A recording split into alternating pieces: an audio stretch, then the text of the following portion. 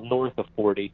Thinking back to the 80s and parts of the 90s before sports psychologists were like all over the games, and in every athlete's head, it was a common place for guys to choke. We're curious who was going to choke, and the sports were a lot more fun to watch actually back then, because there was such a disparity, and big players rose in big games, and others fell, and you had those storylines. Whereas now it kind of seems like the margin is much smaller, because everyone has not only maximized the physical, but they've also maximized the mental too. Yeah, and the I remember Mario Lemieux's workout regimen involved cigarettes. For training camp, he would stop getting cheese on the fries. Right. That's yeah. So on to the defense. The big acquisition in the offseason was Jack Johnson, and I never saw a fan base go crazy over a free agent. Like everybody became an expert and said why this would be a lousy idea to get him. Where do you stand on getting him, and how do you think he'll do in this team? Well, I've probably written too many times what a ridiculous reaction it was on July 1, or even coming up to it. Obviously, there were some bad advanced statistics. Those can't be ignored, but they can be dismissed. When a guy is in a rough situation, you're going to have bad numbers. And Columbus was not a Corsi darling like the Penguins.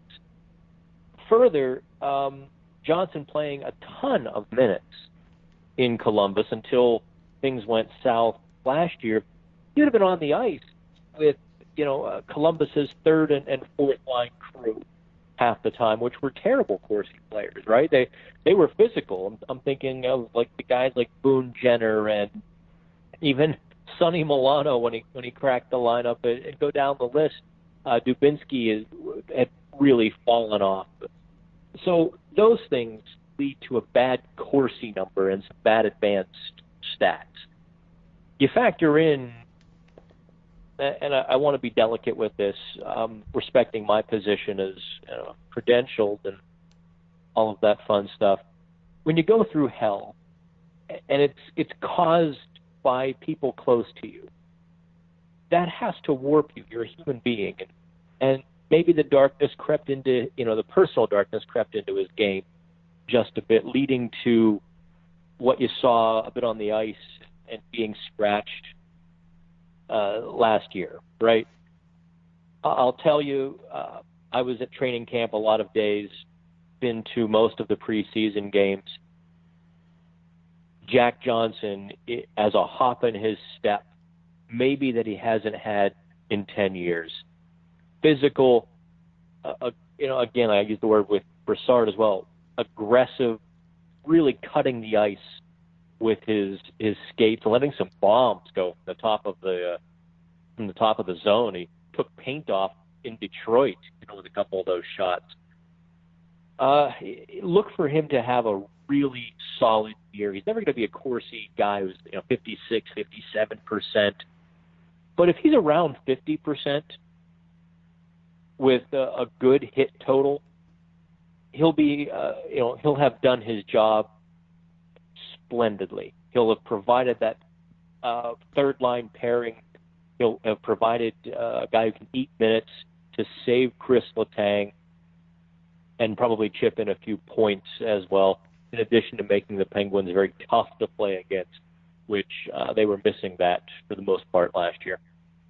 Yeah, I think the expectations for him in Columbus were completely different than the expectations for him will be here. Here the expectations are low. It's like, be a good third pair defenseman. That's it. That's help out a little bit. With Columbus, he had to take a leadership role. They expected so much of him. So Yeah, I'm very optimistic about how he's going to play, and I think, I mean, it may sound stupid, but he's friends with Sidney Crosby, so that, I don't know, playing with your friend might help. I don't know. No, it very much. Well, it can help sometimes. Sometimes you become the, like Kessel and Malkin become the, the kids in the back of the classroom, shooting spitballs. I think Crosby is maybe the right guy to be friends with in the room, especially not playing on the same line. You make a good point about Johnson coming in here to Pittsburgh with a different role. Call it the Phil Kessel effect, right? You get out of a situation where there's a lot of weight on you into a space where you can breathe, and success just sort of follows that. And I'll tell you another thing. Players really respect what the Penguins coaches do. Matt Cullen has said that Sullivan is the best X's and O's coach that he's ever had. And I think Sullivan's leadership is very evident on the team. And that just, it makes a player's life much easier. It cleans headspace and really allows them to focus on the task at hand instead of some of the extraneous stuff that in bad organizations or bad teams creeps into the room and brings everybody down. Well, playing for Tortorella, going from, I don't know, I can't think of worse human beings that I would want to play for. So going from him to any other coach would be better. But yeah, I mean, well, I have to defend Torts a bit. He and I have enough friends in common. The thing that's misunderstood about John Tortorella is that he loves his players. He falls in love with his players, and a lot of the guys return that. Once it takes us a few guys in this new age to realize he's on their side. He comes off gruff. He certainly has been no friend to the Penguins, calling them arrogant and so forth. But if you look at his job in Columbus and what he's done with that team and how they've responded to him, I will tell you that's a bit of a fan perception that he's a bad guy. He's actually a really good guy. Okay, so he says, outrageous things about other teams, and he's got very a temper. Sure, yeah. He doesn't hold back. And he's like July after the July 1 press conference, he just bared his soul, right? Oh yeah, I remember that. Oh, hey. But isn't it better to have a guy who just bares his soul when he feels aggrieved? And in this case, he may have had a point. It might have, misunderstanding, but I'll tell you what, the people in Columbus sure as hell appreciated that. Him standing up for them. He's a guy that sometimes grates on you when he's not yours, but when he's yours, you go to war for him. So the reputation of him being hard on the players and yelling at them, maybe that's just it's not as bad as that is. Is that what you're saying? Well, it's actually much improved. He had a rough time in Vancouver. Make no mistake. He lasted 1 year there. He tried to put his stamp on the team, and the culture of the Canucks in that room with the Sedins just said, no thanks. And it got a bit contentious. However, in Columbus, he had a year to think about it.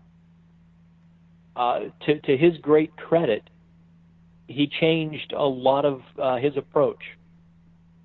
And he was even, we're getting sidetracked here talking about Tortorella, but he was even talking last week about the information he feeds players. He used to feed them all the numbers and all the stats and all the situations and really over-prepare them. And he was talking last week about giving guys what they need to know and allowing them to fail and giving them the space to fail. And it was a really a unique and mature moment a coach saying, "Look, sometimes you have to step back," and that's kind of the evolution of John Tortorella, from a guy who went to war with Vinny LeCavalier back in 2004 and then won a Stanley Cup with it, to where he is now. Yeah, I mean, he's also known for somebody that can only spend a couple seasons with a team, and then he wears out his welcome or his act gets thin. And well, hey, he's still with Columbus, so he must be doing something right. Yeah, he really has figured out part of that game and the new players. It doesn't hurt that he's got a lot of blood and guts guys in Columbus too, who respond to a coach like him, and he responds to players like that. Yeah, there's definitely some good relationships going on. And he and Johnson were close, and I think that's why you saw the blow up in July, because they were close, and he felt a little bit disrespected. Yeah, and I understand that Penguins fans want to kind of superfly Snuka onto Tortorella sometimes, but well, trust me, he's a really good guy. Before Sullivan, Tortorella would just throw those haymakers and say all those terrible things about Crosby and Malkin, but they're crybabies and stuff like that. But I think because of his respect for Sullivan, I think he's really toned down that language, and you don't really hear him saying those things. And then, yeah, I'm Italian. I get it. When you get ticked off, you let things fly that maybe you shouldn't have. So, I don't think Johnson was trying to, disrespect Columbus. I think he was just trying to endear himself to the team. And from what I understand, right, he was kind of sensitive to, the fan revolt of, people being so angry, like, oh my God, why we get this guy? And maybe he wanted to endear himself to the fans. So, yeah, I think that was a big misunderstanding. But, yeah, I've had one or two blowups in my day. Just they just weren't in front of a bunch of reporters. That's all.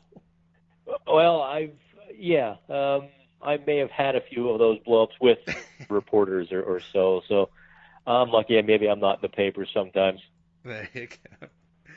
So Pittsburgh hockey. But yeah, now. overall the defense. What we started on this, huh? Before we took the Route 30 detour. Yes, the defense, obviously limiting Chris Letang's minutes, and that's part of what Johnson's going to bring. That's just part of the potluck that he's bringing to the Penguins defense, in addition to the physicality and the puck moving. By limiting Letang's minutes, you're going to see a better Chris Letang, less chance for injury. Those injuries seem to happen when you're tired. Or doing too much, your body wears down, and that's when you're more susceptible to injury. So if the Penguins can limit Letang to, 20, 21 minutes instead of the 25, 30 that he played last year, you get a better Chris Letang, and you get a fresher Chris Letang and a healthier one to boot. So, hopefully you don't see Letang with the same level of mental mistakes and gaffes and such a frustrating year. You look for him to rebound. And then the second pairing with Alexiak, with a level of strength, and he's just a thumper on that blue line with some pretty good wheels. With Justin Schultz, they had some pretty good chemistry last year. And Schultz brings a really good offensive game, has rounded his defensive game to quite competent. So, the Penguins defense, at one point, and I don't know if it still is, was the most expensive in the NHL after July 1. And I don't know how things have shaken out here to start the season, but let's say they're one of the 2 or 3 most expensive crews in the league. They're finally worth the money, whereas last year they were second or third most expensive, and that was kind of like buying, an old Alfa Romeo. A week on the road, 2 weeks in the garage. A week on the road, 2 weeks in the garage. It was not a good investment last year. It's all on Letang, and hopefully he can bounce back, and that would be amazing. I mean, not only did he have that injury, but he's not that young anymore. So you want to limit his minutes just because of that.